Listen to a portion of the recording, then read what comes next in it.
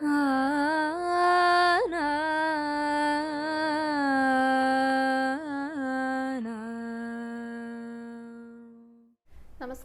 Guruvayur devotees ഓൺലൈനിലേക്ക് ഏവർക്കും സ്വാഗതം. സർവം കൃഷ്ണമയം.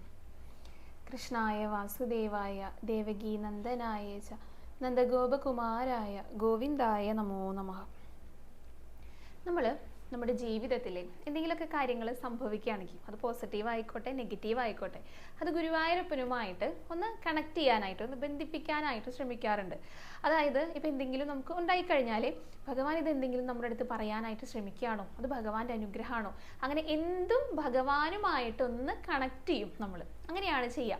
പ്രത്യേകിച്ച് ഇപ്പോൾ ചെറിയ കുട്ടികളൊക്കെ, കുഞ്ഞുങ്ങൾ ജനിക്കുകയാണെങ്കിൽ അവരുടെ ദേഹത്തുള്ള ഈ കലകൾ, മറുകുകൾ ഒക്കെ കണ്ടിട്ട് ലക്ഷണം പറയും മുതിർന്നവർ. പ്രധാനമായിട്ട് കുട്ടികൾക്ക് നെറ്റിയിൽ ഓരോ കലകളൊക്കെ ഉണ്ടായിരിക്കും, ചെറിയ അടയാളങ്ങളൊക്കെ ഉണ്ടായിരിക്കും. അപ്പോൾ പറയും, ഇത് ഭഗവാന്റെ അനുഗ്രഹമുള്ള കുട്ടിയാണ് കേട്ടോ, അത് ഭഗവാന്റെ അടയാളമാണ് ആ കാണുന്നത് എന്നൊക്കെ പറയും. അപ്പോൾ ഇതൊക്കെ കേൾക്കുമ്പോൾ കുട്ടികളുടെ അച്ഛനും അമ്മയ്ക്കൊക്കെ നല്ല സന്തോഷമാണ് തോന്നുന്നത്, പ്രത്യേകിച്ച് ഭഗവാനെ ഇഷ്ടപ്പെടുന്നവർക്കൊക്കെ. അപ്പോൾ യഥാർത്ഥത്തിൽ ഇത് എന്താണ് ഈ കൃഷ്ണ കലകൾ എന്ന് പറയുന്നത്? അത് ഭഗവാന്റെ അനുഗ്രഹമാണോ? അങ്ങനെ ഭഗവാനുമായിട്ട് എന്തെങ്കിലും ബന്ധമുണ്ടോ? ഈ ഒരു ചോദ്യം ചോദിച്ചിരിക്കുന്നത് ശാന്തിനി എന്ന് പേരുള്ള ഒരു ഭക്തയാണ് കേട്ടോ. അപ്പോൾ നമുക്ക് അതേക്കുറിച്ച് പറയാം. ഈ കലകളെ കൊണ്ട് സൂചിപ്പിക്കുന്നത് എന്താണ്, ഇതിൻ്റെയൊക്കെ യഥാർത്ഥ അർത്ഥങ്ങൾ നമുക്ക് എവിടെ നിന്നാണ് ലഭിക്കുക, അതേക്കുറിച്ചൊക്കെയാണ് ഇന്നത്തെ വീഡിയോയിൽ വളരെ ചുരുക്കിയിട്ട് ചെറിയ ചെറിയ കാര്യങ്ങൾ മാത്രമേ ഞാനൊന്ന് പ്രതിപാദിക്കുന്നുള്ളൂ കേട്ടോ. അപ്പോൾ അതേക്കുറിച്ചാണ് പറയണത്. അപ്പോൾ വീഡിയോ ഇഷ്ടമാവുകയാണെങ്കിൽ എല്ലാവരും ഒന്ന് കമൻറ്റ് ചെയ്യണം കേട്ടോ. അതോടൊപ്പം തന്നെ ഇപ്പോൾ നിങ്ങൾക്ക് അറിയണം എന്ന് ആഗ്രഹിക്കുന്ന കണ്ടന്റുകൾ ഉണ്ടല്ലോ, ഇതേക്കുറിച്ച് പറയൂ, ഇതേക്കുറിച്ച് പറയാനായിട്ട്, കേൾക്കാനായിട്ട് ആഗ്രഹിക്കുന്നുണ്ട്, അറിയാനായിട്ട് ആഗ്രഹിക്കുന്നുണ്ട്. അങ്ങനെയുള്ള വിഷയങ്ങൾ ഏതൊക്കെയാണെന്ന് ഒന്ന് കമൻ്റായിട്ടൊന്ന് രേഖപ്പെടുത്തി കഴിഞ്ഞാൽ എനിക്കത് പെട്ടെന്ന് കിട്ടും. ഇപ്പം ഈ ചോദ്യങ്ങളൊക്കെ ഇത് വിഷ്ണുവിൻ്റെ വാട്സപ്പിലായിട്ട് കിട്ടുന്ന ചോദ്യങ്ങളാണ് കേട്ടോ. അതൊക്കെയാണ് ഞാൻ ഈ എടുത്തിട്ട് വരുന്നത്. അപ്പോൾ അങ്ങനെ പ്രത്യേകിച്ച് ഇന്ന ടോപ്പിക്കുകളെ കുറിച്ചിട്ട് പറയണം എന്ന് ആഗ്രഹിക്കുന്നുണ്ടെങ്കിൽ തീർച്ചയായിട്ടും അതൊന്ന് കമൻറ്റ് ബോക്സിൽ രേഖപ്പെടുത്തുക. അപ്പോൾ നമുക്ക് ഈ ഒരു വിഷയത്തിലേക്ക് കടക്കുന്നതിന് മുൻപായിട്ട് ഇന്നലത്തെ ഗുരുവായൂരപ്പൻ്റെ അലങ്കാരം പറഞ്ഞുകൊണ്ട് തുടങ്ങാം. ഭഗവാൻ ഇന്നലെ മുരളീധരനായിട്ടായിരുന്നു അലങ്കാരം ചാർത്തിയിട്ടുണ്ടായിരുന്നു കേട്ടോ. 2 കുഞ്ഞിക്കാലുകളും പിണച്ചു വെച്ചുകൊണ്ടാണ് ഭഗവാൻ നിൽക്കുന്നുണ്ടായിരുന്നത്. ആ ഓടക്കുഴൽ ഇങ്ങനെ നെഞ്ചോട് ചേർത്ത് പിടിച്ചിരിക്കുക. അപ്പോൾ നമ്മൾ മനസ്സിലാക്കേണ്ടത് എന്താ, ഭഗവാൻ ഓടക്കുഴൽ ഊതാനായിട്ട് പോവുകയാണ്, ആ വേണുനാഥം പൊഴിക്കാനായിട്ട് പോവുകയാണ്. അതുകൊണ്ടാണ് ഈ കാലുകളൊക്കെ ഇങ്ങനെ പിണച്ച് വെച്ചുകൊണ്ട് തയ്യാറായിട്ട് നിൽക്കുന്നുണ്ടായിരുന്നു കേട്ടോ. കാലിലെ കാൽത്തലകളൊക്കെ അണിഞ്ഞിട്ട് പട്ടുകോണൊക്കെ കൊടുത്തിട്ട് അരയിലേക്ക് ഇങ്ങനെയൊക്കെ കെട്ടിയിട്ട് സർവാഭരണ വിഭൂഷിതനായിട്ടാണ് പുഞ്ചിരി തൂക്കിക്കൊണ്ട് അതിങ്ങനെ തയ്യാറായിട്ട് നിൽക്കുകയാണ്, നമ്മളെയൊക്കെ സന്തോഷിപ്പിക്കാനായിട്ട്, ഭഗവാന്റെ അമാസ്മരികമായിട്ടുള്ള സംഗീതത്തിൽ ആറടിക്കാനായിട്ട്. അപ്പോൾ ഇതിലൊക്കെ മുഴുകി നിൽക്കാനായിട്ടുള്ള ഒരു ഭാഗ്യം നമുക്കുണ്ടാകണം. ഇത് തന്നെയാണ് നമ്മളെപ്പോഴും പ്രാർത്ഥിക്കേണ്ടത്. ഞാൻ എപ്പോഴും പറയുന്നത് പോലെ തന്നെ നിരവധി ബുദ്ധിമുട്ടുകൾ, സങ്കടങ്ങൾ, അങ്ങനെയുള്ള മാനസികാവസ്ഥയിലൂടെ കടന്നു പോകുന്നവരാണ് എല്ലാവരും. അങ്ങനെ തന്നെയാണ്, ഒന്നല്ലെങ്കിൽ വേറൊരു രീതിയിൽ എല്ലാവർക്കും ബുദ്ധിമുട്ടുകളൊക്കെ ഉണ്ടാകും. അപ്പോൾ ആ ഒരു സമയത്ത് അതിനെയെല്ലാം ഇല്ലാതാക്കാനുള്ള ആ ഒരു പവർ ഉണ്ടല്ലോ, അത് ഭഗവാന്റെ ഈ ഒരു വേണുഗാനത്തിനുണ്ട്. അപ്പോൾ അതൊക്കെ നമ്മൾ കേൾക്കാനായിട്ട് കാതോർത്തിരുന്നാൽ മാത്രം മതി. ഭഗവാന്റെ ആ സുന്ദരമായിട്ടുള്ള രൂപം ഉണ്ടല്ലോ, അത് മനസ്സിൽ ചിന്തിച്ചാൽ തന്നെ എല്ലാവിധ സങ്കടങ്ങളും നമുക്ക് മാറിക്കിട്ടും. കുറച്ച് സമയം ഒന്ന് ചിന്തിച്ചു നോക്കി നോക്കൂ. ആ സർവാഭരണ വിഭൂഷിതനായിട്ട് നിൽക്കുന്ന ഉണ്ണിക്കണ്ണൻ്റെ ഓടക്കുഴലും കയ്യിൽ പിടിച്ച് നിൽക്കുന്ന ആ സുന്ദര രൂപം, അപ്പോൾ തന്നെ നമ്മുടെ സങ്കടങ്ങളൊക്കെ പോകും. അപ്പോൾ പിന്നെ ആ വേണുഗാനൊന്ന് കേട്ട് കഴിഞ്ഞാലോ പിന്നെ പറയാനുണ്ടോ? അപ്പോൾ അതൊക്കെ കേൾക്കാനായിട്ടാണ് നമ്മളെല്ലാവരും കാതോർത്തിരിക്കേണ്ടത്. ഭഗവാനെ ഒരു നിമിഷം കാണുന്ന ഒരു മാത്രയിലെ എന്ത് വേണം, ആ ഓടക്കുഴൽ നാദത്തിൽ മുഴുകാനായിട്ട് അലിയിച്ചു ചേർക്കണേ ഭഗവാനെ എന്നാണ് നമ്മളെപ്പോഴും പ്രാർത്ഥിക്കേണ്ടത്. കേവലം ഒരു മുളം തണ്ടിനെ, ഒന്നുമില്ലാത്ത ഒരു മുളം തണ്ടാണ്, അതിലൂടെ എത്ര സുന്ദരമായിട്ടാണ് ഭഗവാൻ ആ ഗാനം, മധുര ഗാനം പൊഴിക്കുന്നത്. നമ്മളെല്ലാവരും ഒന്നുമില്ലാത്തവരാണ്, നമ്മളൊക്കെ ശൂന്യരാണ്, ഒന്നും തന്നെ ഇല്ല. പക്ഷേ ഭഗവാന്റെ ആ ഒരു സംഗീതമുണ്ടല്ലോ, അത് നമ്മളിൽ നിറയ്ക്കണമേ എന്നാണ് പറയേണ്ടത്. അപ്പോൾ നമ്മളെല്ലാം തികഞ്ഞവരായി. അപ്പോൾ എന്താണ്, ഭക്തി ഉണ്ടെങ്കിൽ അല്ലെങ്കിൽ ഭഗവാന്റെ അനുഗ്രഹമുണ്ടെങ്കിൽ, ഭഗവാനോടുള്ള സ്നേഹമുണ്ടെങ്കിൽ മാത്രമേ നമുക്ക് നിലനിൽപ്പുള്ളൂ. അല്ലെങ്കിൽ നമ്മളെല്ലാവരും ശൂന്യരാണെന്നാണ് പറയണത്, ഒന്നുമില്ലാത്തവരാണ്, അർത്ഥമില്ലാത്തവരാണെന്നാണ് പറയണത്. ഇതൊക്കെ ഉണ്ടാകണമെങ്കിൽ എന്ത് വേണം, ഭഗവാൻ കൂടെ ഉണ്ടാകണം. അപ്പോൾ ഭഗവാനെ നന്നായിട്ട് ചേർത്ത് പിടിച്ചോളൂ കേട്ടോ. ആ കുഞ്ഞു കാലുകളിൽ പിടിവിടാതെ ഇങ്ങനെ മുറുക്ക പിടിച്ചോളൂ. അപ്പോൾ ഭഗവാൻ തീർച്ചയായിട്ടും കൂടെ ഉണ്ടാകും. നമ്മളോടൊപ്പം കൂടെ കളിക്കാനായിട്ട് വരുന്ന ഉണ്ണിക്കണ്ണനായിട്ട്, നമ്മളെല്ലാവരെയും സംരക്ഷിക്കാനായിട്ട് വരുന്ന സാക്ഷാൽ ഗുരുവായൂരപ്പനായിട്ട് നന്നായിട്ട് ഭഗവാന് മുന്നിൽ പ്രാർത്ഥിച്ചോളൂ. ആ പാദങ്ങളിൽ എല്ലാവരും ഒന്ന് നമസ്കരിച്ചോളൂ. ഗുരുവായൂരപ്പ ശരണം എന്നൊന്ന് കമൻറ്റ് ബോക്സിൽ രേഖപ്പെടുത്തിക്കോളൂ. അപ്പോൾ നമുക്കിനി ഈ കലകളെ കുറിച്ച് പറയാം കേട്ടോ. കൃഷ്ണ കലകൾ അല്ലെങ്കിൽ മറുകുകളാണ് ഉദ്ദേശിക്കുന്നത്. അത് പലതരത്തിലെ, പല നിറത്തിലെ, പല വലുപ്പത്തിലുള്ള മറുകുകളൊക്കെ ഉണ്ട്. അപ്പോൾ ചെറിയ കുട്ടികൾക്കൊക്കെ ആണെങ്കിൽ, നവജാത ശിശുക്കളുടെ കാര്യമാണ് കേട്ടോ പറയണത്, അവർ ജനിച്ചു കഴിഞ്ഞാൽ നമുക്ക് ചില ഭാഗങ്ങളിലൊക്കെ ഇങ്ങനെ കാണാം. പ്രധാനമായിട്ട് നെറ്റിത്തടത്തിലൊക്കെയാണ്. അത് കറുപ്പ് നിറത്തിലൊന്നും ആവില്ല, ചിലപ്പോൾ ഒരു നീല അല്ലെങ്കിൽ പച്ചയൊക്കെ കലർന്നിട്ടുള്ള നിറത്തിലൊക്കെ ആയിരിക്കും. നമ്മുടെ ബ്ലഡ് വെസൽസ് ഉണ്ടല്ലോ, ആ നിറത്തിലൊക്കെ ആവും കാണുക. അപ്പോൾ മുതിർന്നവരൊക്കെ ഇങ്ങനെ പറയാറുണ്ട് കേട്ടോ, ഭഗവാന്റെ അനുഗ്രഹം ലഭിച്ച കുട്ടിയാണ്, ഭഗവാന്റെ അടയാളങ്ങളാണ്, അടയാളങ്ങൾ എന്നൊക്കെയാണ് പറയുക ആ നെറ്റിയിൽ കാണുന്നതെന്നൊക്കെ. അപ്പോൾ അത് കാണുമ്പോൾ ഒരു സന്തോഷം തന്നെയാണ് നമുക്കൊക്കെ തോന്നുക. പക്ഷെ യഥാർത്ഥത്തിൽ അത് ഭഗവാനുമായിട്ട് അങ്ങനെ ബന്ധമൊന്നും ഇല്ല എന്നാണ് പറയാറുള്ളത് കേട്ടോ. നമ്മളെല്ലാവരും ഭഗവാനോടുമായി ബന്ധപ്പെടുത്തിയിട്ട് പറയാനായിട്ട് ആഗ്രഹിക്കുന്നത് കൊണ്ട്, നമ്മുടെ സന്തോഷത്തിനായിട്ട്, നമ്മുടെ സമാധാനത്തിനൊക്കെ ആയിട്ടാണ് നമ്മൾ അങ്ങനെ പറയാറുള്ളത്. അത് കേൾക്കുമ്പോഴും സന്തോഷമാണ്. നമ്മളെന്താണോ ഭഗവാനെ കുറിച്ച് പറയണത് അതാണ് ഭഗവാൻ. അത്രയേ ഉള്ളൂ. നമ്മൾ അങ്ങനെ ബന്ധപ്പെടുത്തി പറഞ്ഞു കഴിഞ്ഞാൽ ഭഗവാൻ പറയും ശരിയാണ്, അങ്ങനെ ബന്ധമുണ്ട്. അങ്ങനെ പറയാനായിട്ട് ഇഷ്ടപ്പെടുന്ന ആളാണ് നമ്മുടെ ഭഗവാൻ. അപ്പം അങ്ങനെ പറഞ്ഞത് കൊണ്ടൊന്നും വിരോധമില്ല കേട്ടോ. തീർച്ചയായിട്ടും ഗുരുവായൂരപ്പൻ്റെ അനുഗ്രഹമുള്ള കുട്ടികളാണ് എല്ലാ കുട്ടികളും. അപ്പോൾ പ്രധാനമായിട്ടും ഇങ്ങനെ ചന്ദ്രകലയുടെ രൂപത്തിലെ അല്ലെങ്കിൽ ഭഗവാന്റെ ഗോപിക്കുറി തൊട്ട പോലെ അങ്ങനെയൊക്കെയാണ് പറയാറുള്ളത്. പക്ഷേ ഇതിനൊക്കെ കൃത്യമായിട്ടുള്ള അർത്ഥങ്ങളും കൂടെ പറയാറുണ്ട്. അത് എല്ലാവർക്കും അങ്ങനെ അറിയൊന്നുമില്ല, അതിനെക്കുറിച്ച് കൃത്യമായിട്ട് പഠിച്ചവരൊക്കെ ഉണ്ട്. ഇപ്പോൾ ചെറിയ കുട്ടികൾക്കാണെങ്കിലേ ഈ ജനിച്ച ഉടനെയുള്ള ഇങ്ങനെയുള്ള അടയാളങ്ങളൊക്കെ കുറച്ച് നാൾ കഴിഞ്ഞാൽ, ഒരു വയസ്സ് 1.5 വയസ്സിൻ്റെ ഉള്ളിൽ അല്ലെങ്കിൽ കുറച്ച് കണ്ട് മുതിരുമ്പോഴേക്കും ഇതൊക്കെ മാറിപ്പോയിട്ടുണ്ടായിരിക്കും, ഇതൊക്കെ ഇല്ലാതായിട്ടുണ്ടായിരിക്കും.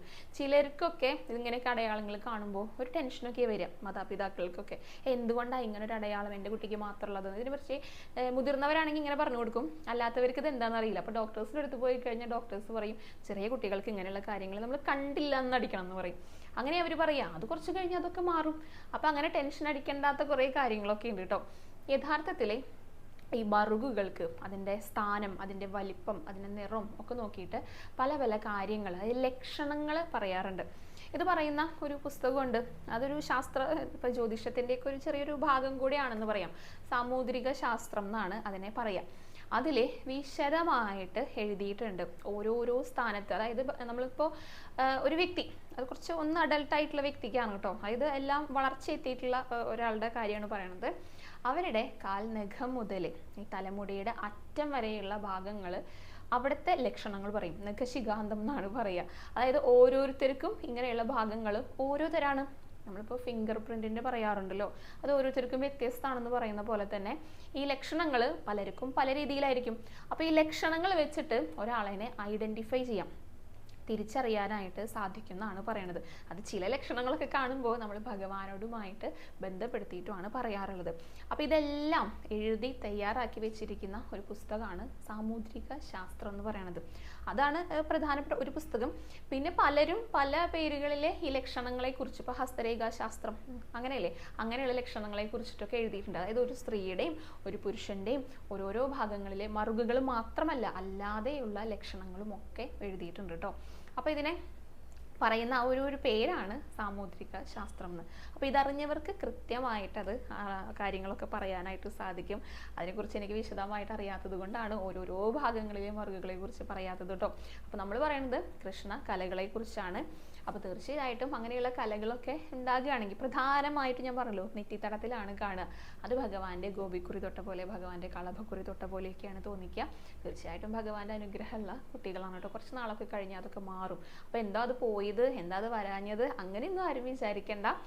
അപ്പോൾ ഭഗവാനുമായിട്ട് ബന്ധപ്പെടുത്തിയിട്ടാണ് എല്ലാ കാര്യങ്ങളും നമ്മൾ പറയാറുള്ളത്. അപ്പോൾ ഈ ലക്ഷണങ്ങൾ മനുഷ്യർക്ക് മാത്രമല്ല കേട്ടോ, മൃഗങ്ങൾക്കും ഉണ്ട്. ആനകൾക്ക്, പശുക്കൾക്ക്, ആനകൾക്കൊക്കെ കാലിലെ നഖം 5 എണ്ണം വേണമെന്നാണ് പറയുക. 5 വീതം വേണമെന്നാണ് പറയുക. നല്ല ലക്ഷണം മൊത്തം അതിൻ്റെ വാലിലുള്ള രോമങ്ങൾ, ഇതൊക്കെ നോക്കിയിട്ട് ലക്ഷണം പറയും പശുവിന്. അപ്പോൾ ഇങ്ങനെയുള്ള ലക്ഷണങ്ങളെ കുറിച്ചിട്ട് പഠിച്ചവർക്ക് അത് കൃത്യമായിട്ട് പറയാനായിട്ട് സാധിക്കും കേട്ടോ. അങ്ങനെ വളരെ ഹൃദ്യസ്ഥമായിട്ട് പഠിച്ച, അത്രയേറെ ഗ്രാഹ്യമുള്ള ഒരാളാണ് ഹനുമാൻ സ്വാമി. ഹനുമാൻ ഈ സാമുദ്രിക ശാസ്ത്രമൊക്കെ നന്നായിട്ട് അറിയാം, നല്ല പ്രാവീണ്യമുള്ള ആളായിരുന്നു. അപ്പോൾ അതുമായി ബന്ധപ്പെട്ട ഒരു കഥ കൂടെ ഇതിനോടൊപ്പം പറയുകയാണ് കേട്ടോ.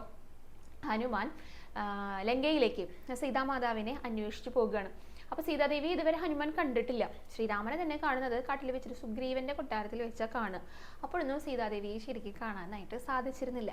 അതുകൊണ്ട് തന്നെ കണ്ടാൽ തിരിച്ചറിയില്ല. എങ്ങനെയാണ് സീതാദേവി എന്ന് അറിഞ്ഞാലല്ലേ തിരിച്ചേ കൊണ്ടുവരാനായിട്ട് സാധിക്കുള്ളൂ. കാരണം രാവണൻ ലങ്കയിലേക്ക് സീതയെ ഇങ്ങനെ മോഷ്ടിച്ചു കൊണ്ടുപോയതിന് ശേഷമാണ് ഈ സംഭവങ്ങളൊക്കെ ഇവർ തമ്മിൽ, ശ്രീരാമനും ഹനുമാനും തമ്മിൽ കാണുന്നത് തന്നെ. അങ്ങനെ കൊണ്ടുവരാനായിട്ട് പോകുകയാണ്. അപ്പോൾ ശ്രീരാമൻ ഹനുമാനെ സീതാദേവിയുടെ ലക്ഷണങ്ങളൊക്കെ പറഞ്ഞു കൊടുക്കും. ഈ സാമുദ്രിക ശാസ്ത്രം, അതായത് സീതാദേവി എങ്ങനെയാണ്, ഉയരം, വണ്ണം, അങ്ങനെ തലമുടി, അങ്ങനെ ഓരോരോ കാര്യങ്ങളും ഇങ്ങനെ പറഞ്ഞു കൊടുക്കും മനസ്സിലാകാൻ വേണ്ടിയിട്ട്. കാരണം കണ്ടിട്ടില്ലല്ലോ. അങ്ങനെയാണ് ഹനുമാൻ ലങ്കയിലേക്ക് പോകുക. അവിടെ ചെന്നപ്പോൾ സമയം രാത്രിയായിട്ടുണ്ടായിരുന്നു കേട്ടോ. അപ്പോൾ ഹനുമാൻ വിചാരിച്ചു രാവണൻ സീതാദേവിയെ മോഷ്ടിച്ചിട്ട് കൊട്ടാരത്തിനകത്ത് അന്തപുരത്തിലൊക്കെ ആയിരിക്കും കൊണ്ടുപോയിട്ട് ഇരുത്തിയിട്ടുണ്ടായിരിക്കുക, അവിടെ ആയിരിക്കും കൊണ്ടുപോയി കിടത്തിയിട്ടുണ്ടായിരിക്കുക. അങ്ങനെയൊക്കെ വിചാരിച്ചിട്ട് നേരെ അങ്ങോട്ടേക്കാണ് കയറി ചെല്ലുന്നത്. അപ്പോൾ അവിടെ ചെന്നപ്പോൾ ഒരു സ്ത്രീ അവിടെ കിടന്നിട്ട് ഉറങ്ങുന്നുണ്ടായിരുന്നു. അപ്പോൾ നല്ല ഭംഗിയുണ്ട് കാണാനായിട്ട്, നല്ല സുന്ദരിയായിട്ടുള്ള ഒരു സ്ത്രീയാണ്. ഹനുമാൻ വന്നതൊന്നും അറിഞ്ഞിട്ടില്ല. അപ്പോൾ ഈ ലക്ഷണങ്ങളൊക്കെ വെച്ച് നോക്കിയപ്പോൾ അതായത് ശ്രീരാമൻ പറഞ്ഞതുപോലെ തന്നെയാണ്, നല്ല സുന്ദരിയായിട്ടുള്ള സ്ത്രീയാണ്, എല്ലാ ലക്ഷണങ്ങളും ഉണ്ട്. അപ്പോൾ സീതാമാതാവാണോ, സീതാദേവിയാണോ ഇതെന്ന് ഒന്ന് ശങ്കിച്ചു പോയി. പക്ഷെ നോക്കിയപ്പോൾ തലമുടി ഇങ്ങനെ അഴിച്ചിട്ടിട്ടാണ് കിടന്നുറങ്ങുന്നത്. അപ്പോൾ ഹനുമാൻ മനസ്സിലായി, ഹനുമാൻ എല്ലാം നന്നായിട്ട് പഠിച്ചിട്ടുള്ള ആളാണ്, എല്ലാവിധ ലക്ഷണങ്ങളും എല്ലാം ഹനുമാൻ അറിയാം. അപ്പോൾ ഹനുമാൻ മനസ്സിലാക്കിയ കാര്യം, തലമുടി അഴിച്ചിട്ടിട്ട് ഉറങ്ങാനായിട്ട് പാടില്ല. അങ്ങനെയുള്ളവർക്ക് വൈധവ്യ ദുഃഖം ഉണ്ടാകുമെന്നാണ് പറയാം. ഇപ്പൊ നമ്മൾ മുൻപൊരു ദിവസം പറഞ്ഞല്ലോ, തലമുടി അഴിച്ചിട്ടിട്ട് ക്ഷേത്രത്തിലേക്കൊന്നും പോകാനായിട്ട് പാടില്ല എന്നുള്ളത് ഐശ്വര്യം കെടുത്തും എന്നാണ് പറഞ്ഞിട്ടുണ്ടായിരുന്നത്. അതേപോലെ തന്നെ ഈ തലമുടിക്ക് വളരെയേറെ പ്രാധാന്യമുണ്ട്. അത് നല്ല ഭംഗിയിൽ കെട്ടിവെച്ചിട്ടിരിക്കണം എന്നാണ് പറയുക. അങ്ങനെ അഴിച്ചിടാനായിട്ട് പാടില്ല. അത് ഇപ്പോൾ ഇങ്ങനെയുള്ള കാര്യങ്ങളിൽ ഒഴികെ മുടി താഴ്ന്ന് വീണ് കിടന്നു കഴിഞ്ഞാൽ അത് കാണുമ്പോൾ തന്നെ നമുക്കൊരു ഒരു ബുദ്ധിമുട്ട് തോന്നും. അപ്പോൾ അവിടെയൊക്കെ വൃത്തിയാക്കുകയാണ് ചെയ്യേണ്ടത്. ഇപ്പോൾ ഭക്ഷണത്തിൽ തന്നെ വീണ് കഴിഞ്ഞാൽ അത് കഴിക്കാതെ എണീറ്റ് പോകും. അങ്ങനെയുള്ളവരുണ്ട് കേട്ടോ.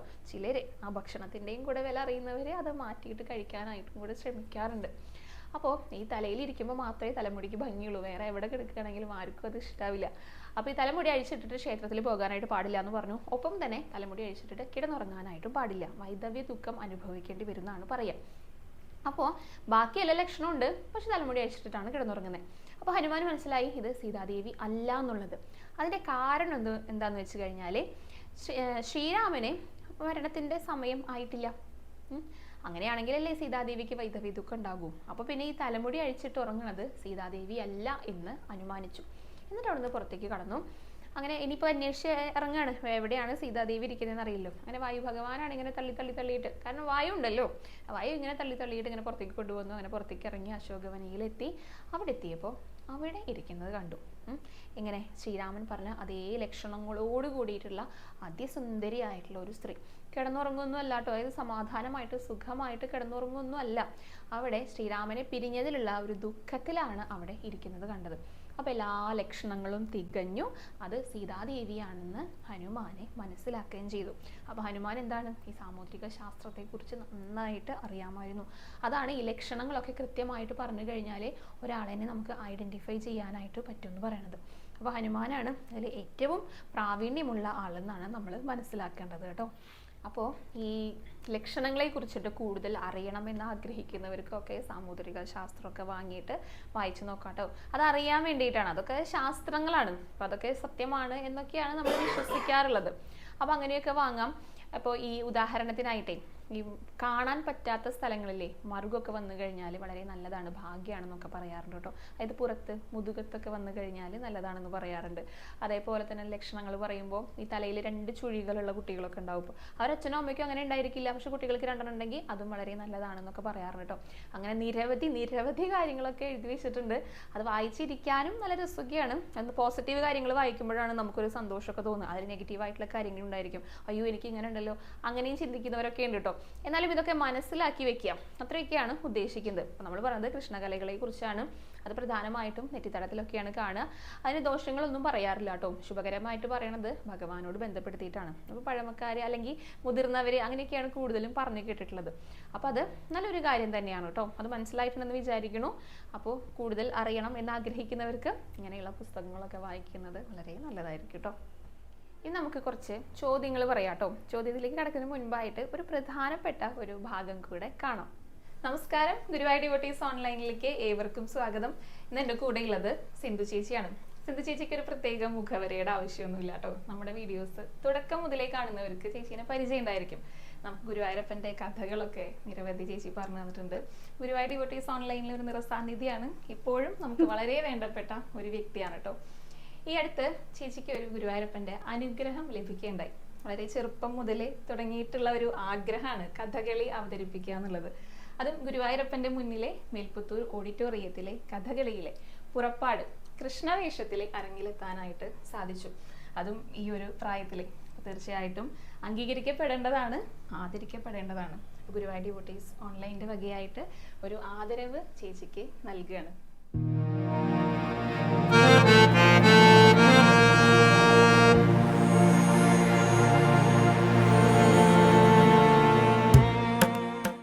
അപ്പൊ നമുക്ക് ഗുരുവായൂരപ്പൻ നൽകിയ ആ ഒരു അനുഗ്രഹത്തെ കുറിച്ചിട്ട് ചേച്ചിയുടെ അടുത്ത് ചോദിച്ചറിയാം. അപ്പൊ എങ്ങനെയായിരുന്നു ചേച്ചി ആ ഒരു അനുഭവം?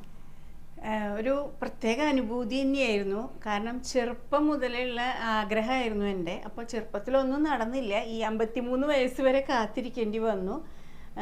മാത്രമല്ല, എനിക്ക് ഡിസ്കിന് ചെറിയ പ്രോബ്ലം ഉണ്ട്. റൈറ്റ് നീ ലിഗമെൻ്റ് ടയറായിട്ട് സർജറി കഴിഞ്ഞാൽ. അപ്പോൾ ഇനി എനിക്ക് ഒരിക്കലും സ്റ്റേജിൽ കയറി പെർഫോം ചെയ്യാൻ പറ്റും എന്ന് വിചാരിച്ചതല്ല. പക്ഷേ ഭഗവാന്റെ അനുഗ്രഹം കൊണ്ട് കഥകളി പഠിക്കാൻ പറ്റി. അതിനൊരു സാഹചര്യം ഒരുങ്ങി വന്നു. എത്ര മാസം കൊണ്ട്? ഒരു 9 മാസം കൊണ്ടാണ് പുറപ്പാട് പഠിച്ചെടുത്തത്. വലിയൊരു ആഗ്രഹമായിരുന്നു ആ ഒരു കൃഷ്ണവേഷത്തിൽ മേൽപ്പത്തൂർ ഓഡിറ്റോറിയത്തിൽ ഒന്ന് പെർഫോം ചെയ്യാന്നുള്ളത്. അത് ആ കൃഷ്ണവേഷം ഇട്ട് കഴിഞ്ഞപ്പോൾ തന്നെ നമ്മുടെ മാനറിസം ഒക്കെ കുറച്ചൊന്ന് മാറിപ്പോയി എന്ന് എനിക്ക് തന്നെ തോന്നിയിരുന്നു. വല്ലാത്തൊരു എക്സ്പീരിയൻസ് ആയിരുന്നു. എത്ര പേരുണ്ടായിരുന്നു? ഞങ്ങൾ 5 പേരാണ് അരങ്ങേറ്റത്തിന് ഉണ്ടായിരുന്നത്. ഇത്തിരി ഹെവിയാണ് ആ കോസ്റ്റ്യൂം. അപ്പം അതൊക്കെ ഇട്ട് കഴിഞ്ഞപ്പോൾ എനിക്ക് എഴുന്നേറ്റ് നിൽക്കുമ്പോൾ തന്നെ ഒരു ബാലൻസ് ഇല്ലാത്ത പോലെയായിരുന്നു. പക്ഷേ ആ വെയിറ്റ് എടുത്തിട്ട് അത്രയും ഈ പ്രശ്നങ്ങൾ ഉണ്ടായാലും ഭഗവാന്റെ നടക്കിൽ അത് പെർഫോം ചെയ്യാൻ പറ്റി. അതൊരു പറയാൻ പറ്റില്ല, അത് ഭഗവാന്റെ കൃപ തന്നെയാണ് ഈ ഒരു പ്രായത്തിൽ അത് സാധിച്ചത്. ഗുരുനാഥരെ പറ്റി കലാനിലയം മോഹനൻ സാറാണ്, പാലക്കാടാണ് സാറിന്റെ നാട്. അപ്പോൾ തീർച്ചയായിട്ടും ഗുരുവായൂരപ്പന്റെ അനുഗ്രഹം ഒന്ന് തന്നെയാണ് കേട്ടോ. ഇപ്പോഴും ചേച്ചി പഠിച്ചുകൊണ്ടിരിക്കുകയാണ്. അപ്പൊ തുടർന്നും ഒരുപാട് ഉയരങ്ങളിലേക്ക് എത്താനായിട്ട് സാധിക്കട്ടെ. ഗുരുവായൂരപ്പൻ അതിനെ അനുഗ്രഹിക്കട്ടെ. ഗുരുവായൂരപ്പന്റെ പ്രിയപ്പെട്ട ഭക്തയും കൂടിയാണ് കേട്ടോ. ക്ഷേത്രത്തിന്റെ തൊട്ടടുത്താണ് ചേച്ചിയുടെ വീടും. അപ്പോൾ ചേച്ചിക്ക് എല്ലാവിധ അനുഗ്രഹങ്ങളും ഗുരുവായൂരപ്പൻ നൽകട്ടെ. ഇനി കുറച്ച് ചോദ്യങ്ങൾ കൂടെ പറയാം. സരസ്വതി ബി എന്ന് പറഞ്ഞിട്ടുള്ള ഒരു ഭക്ത ചോദിച്ച ചോദ്യമാണ്. അവരുടെ വീട്ടിലെ ഇങ്ങനെ ആൽമരങ്ങൾ മുളച്ച് വരുന്നുണ്ട്. ഈ ആൽമരങ്ങൾ മുളച്ച് വരുന്നത് നമുക്ക് സാധാരണ ഇങ്ങനെ കാണും. ടെറസിന്റെ മുകളിൽ, ഓടിന്റെ മുകളിലൊക്കെ ആയിട്ട്, വീടിന്റെ മുകളിലൊക്കെ ആയിട്ട് ഇങ്ങനെ മുളച്ച് വരാറുണ്ട്. അപ്പൊ അത് പറിച്ചെടുത്തിട്ട് ഒഴുകുന്ന വെള്ളത്തിൽ ഒഴുക്കി കളഞ്ഞു. അതിലെന്തെങ്കിലും ദോഷമുണ്ടോ എന്നാണ് ചോദിച്ചിരിക്കുന്നത് കേട്ടോ. കാരണം ആൽമരത്തെ കുറിച്ചിട്ട് അത് കൂവളത്തിനെയൊക്കെ പറ്റി പറയുന്ന സമയത്ത് പറഞ്ഞിട്ടുണ്ടായിരുന്നു ആൽമരത്തിനെയൊക്കെ സംസ്കരിക്കണം എന്നുള്ളത്. ചിലപ്പോൾ അത് കണ്ടിട്ടായിരിക്കാം അങ്ങനെ ഒരു ചോദ്യം ചോദിച്ചിരിക്കുന്നത്. അതൊരു മരമായി കഴിഞ്ഞാലുള്ള കാര്യമാണ് പറഞ്ഞിരിക്കുന്നത് കേട്ടോ. ഇങ്ങനെ കുഞ്ഞു കുഞ്ഞു ആൽമരങ്ങൾ ഉണ്ടാകും. അപ്പോൾ അത് നമ്മുടെ വീടിന് മുകളിലാണെങ്കിൽ എന്താ ചെയ്യുക? അതവിടെ വളർത്താനായിട്ട് പറ്റില്ലല്ലോ. അപ്പം അങ്ങനെ വീടിന് മുകളിലൊക്കെ ഉണ്ടായി കഴിഞ്ഞാൽ അത് അവിടെ നിന്ന് ഓടിച്ച് കളയുക തന്നെയാണ് ചെയ്യേണ്ടത് കേട്ടോ. അതായത് ഈ മുറ്റത്ത് വളർന്ന പോലെയല്ല. മുറ്റത്ത് വളർത്തണം അല്ലെങ്കിൽ ആഗ്രഹമുണ്ടെങ്കിൽ നമുക്ക് അവിടെയൊക്കെ വളർത്താൻ, നന്നായി പരിപാലിച്ചിട്ട് വളർത്തുകയൊക്കെ ചെയ്യാം. അല്ലാത്ത പക്ഷം അത് ഒടിച്ച് കളയുന്നതിൽ ഒരു വിരോധമില്ല. അത് ഒഴുക്കി കളയുക, എങ്ങനെ വേണമെങ്കിലും നമുക്കത് അവിടുന്ന് മാറ്റാം. ഇനിയിപ്പോൾ ക്ഷേത്രങ്ങളിലൊക്കെ കൊണ്ടുപോയി കൊടുക്കാം. അവിടെയൊക്കെ അത്യാവശ്യമുള്ളതാണ്, ആലുമാവൊക്കെ ഉപയോഗിക്കുന്നതാണ്. അപ്പോൾ അവിടെയൊക്കെ കൊണ്ടുപോയി കൊടുക്കാം. അല്ലെങ്കിൽ അത് ഒടിച്ച് കളയുന്നതിലൊന്നും വിരോധമില്ല, അതിലൊന്നും ദോഷമില്ല കേട്ടോ. അടുത്തത് ശ്രീദേവി എന്ന് പറഞ്ഞിട്ടുള്ള ഒരു ഭക്ത ചോദിച്ച ചോദ്യമാണ് കേട്ടോ. ഒരു പൂജാമുറി വീടിനകത്താണ്. അവിടെ ഒരു ലോഹ വിഗ്രഹം ഉണ്ട് ഗണപതിയുടെ. അത് അവിടെ നിന്ന് മാറ്റേണ്ടത് എങ്ങനെയാണെന്നൊന്ന് പറഞ്ഞു തരുമെന്നാണ് ചോദിച്ചിരിക്കുന്നത്. ശരിക്കും പറഞ്ഞു കഴിഞ്ഞാലേ നമ്മൾ ഗുരുവായൂരപ്പനെ വെച്ച് ആരാധിക്കുന്നത് പോലെ തന്നെയാണ് ഗണപതിയെ നോക്കണ്ടേ. എന്ത് കാരണം കൊണ്ടാണ് അവിടെ നിന്ന് മാറ്റേണ്ടത് എന്ന് എഴുതിയിട്ടുണ്ടായിരുന്നില്ല കേട്ടോ. ഇപ്പൊ കേടുപാടുകളൊക്കെ വന്ന വിഗ്രഹമാണെങ്കിൽ മാറ്റാം, അത് ഞാൻ പറഞ്ഞിട്ടുണ്ടായിരുന്നു. ഒഴുകുന്ന ജലത്തിലൊക്കെ ഒഴുക്കി കളയണം എന്നുള്ളത്. അല്ലാത്ത പക്ഷം അവിടെ തന്നെ ഇരുന്നത് കൊണ്ട് യാതൊരു വിധ കുഴപ്പമില്ല. ഇനിയിപ്പോൾ അവിടെ നിന്ന് മാറ്റി വെക്കണം എന്നുണ്ടെങ്കിൽ അത് അവിടെ നിന്ന് എടുക്കുക, നമ്മൾ എവിടെയാണോ ആഗ്രഹിക്കുന്നത് അവിടെ കൊണ്ടുപോയി വെക്കുക. അത്രേ ചെയ്യാനുള്ളൂ. നമ്മുടെ വീടായതുകൊണ്ട് അങ്ങനെ പ്രത്യേകിച്ച് ചിട്ടകളൊന്നും ഇല്ലാണ്ട്, ഒരു ക്ഷേത്രമല്ലല്ലോ, ക്ഷേത്രത്തിലെ പ്രതിഷ്ഠ പോലെയല്ലല്ലോ നമ്മുടെ പൂജാമുറിയിലുള്ള വിഗ്രഹങ്ങൾ നമ്മൾ വെക്കുക. ഗണപതിനെയൊക്കെ വെക്കുന്നതും ആരാധിക്കുന്നതൊക്കെ നല്ലതാ. എല്ലാ ദിവസവും വിളക്ക് വെക്കുന്ന സമയത്ത് ഏത്തൊക്കെ ഇടുക ഗണപതിക്ക് മുന്നിൽ. നമ്മൾ അലങ്കാരം പറയുമ്പോൾ ഗണപതിക്ക് മുന്നിൽ ഏത്തമിടണം എന്ന് പറയാറില്ലേ? അത് മനസ്സുകൊണ്ട് ഏത്തമിടണം എന്നാണ് പറയുക. യഥാർത്ഥത്തിൽ ഗണപതിക്ക് മുൻപ് മുമ്പിലാണ് നമ്മൾ നിൽക്കുന്നതെങ്കിൽ നന്നായിട്ട് ഏത്തം ഇടുക, ഒരു 12 ഏത്തമെങ്കിലും ഇടുക. അപ്പോൾ നമ്മുടെ ബുദ്ധിയൊക്കെ നന്നായിട്ട് തെളിയുന്നതാണ് പറയുക. ബുദ്ധിയുടെ ദേവനാണ്. നല്ല ബുദ്ധിയൊക്കെ ഉണ്ടെങ്കിലല്ലേ അതൊക്കെ ഇങ്ങനെ തെളിഞ്ഞ് നിൽക്കണമെങ്കിൽ നമുക്ക് നല്ല കാര്യങ്ങളൊക്കെ ചെയ്യാനായിട്ട് സാധിക്കുള്ളൂ. അപ്പോൾ ഇങ്ങനെയുള്ള ചിന്തകളൊന്നും വരില്ല, അത് മാറ്റണം എന്നൊന്നും തോന്നില്ല, പ്രത്യേകിച്ച് കാരണമൊന്നും ഇല്ലാതെയാണെങ്കിൽ കേട്ടോ. അപ്പോൾ നന്നായിട്ട് ബുദ്ധി തെളിയാനായിട്ട് ഗണപതിക്ക് മുന്നിൽ നിന്നിട്ട് ഏത്തം ഇട്ടോളൂ. ഇനിയിപ്പോൾ കേടുപാടുകൾ കൊണ്ടാണെങ്കിൽ മാറ്റിക്കോളൂ, വേറെ എവിടേക്കെങ്കിലും മാറ്റി വെക്കണം എന്നുണ്ടെങ്കിൽ എടുക്കുക, അതങ്ങോട്ട് മാറ്റി വെക്കുക. അപ്പോൾ ഇത്രയൊക്കെ കാര്യങ്ങളാണ് ഇന്നത്തെ വീഡിയോയിൽ ഉൾക്കൊള്ളിച്ചിരിക്കുന്നത്. നമുക്ക് ഇന്നലത്തെ നാമജപവും കൂടെ പറയാം കേട്ടോ. 5,41,928 നാമങ്ങളാണ് ഭഗവാന്റെ അനുഗ്രഹം കൊണ്ട് ഭഗവാന്റെ തൃപ്പാദത്തിൽ സമർപ്പിക്കാനായിട്ട് സാധിച്ചത്. അപ്പോൾ എല്ലാവരും നാമജപമൊക്കെ മുന്നോട്ട് കൊണ്ടുപോയിക്കോളൂ. ഇന്നത്തെ വീഡിയോ ഇവിടെ അവസാനിക്കുകയാണ്. ഇന്ന് തൊഴാൻ പോയ വിശേഷങ്ങളും അലങ്കാരങ്ങളും പുതിയ പുതിയ കാര്യങ്ങളൊക്കെ ആയിട്ട് നാളത്തെ വീഡിയോയിൽ കാണാം. ഹരേ കൃഷ്ണ, ഹരേ ഗുരുവായൂരപ്പ.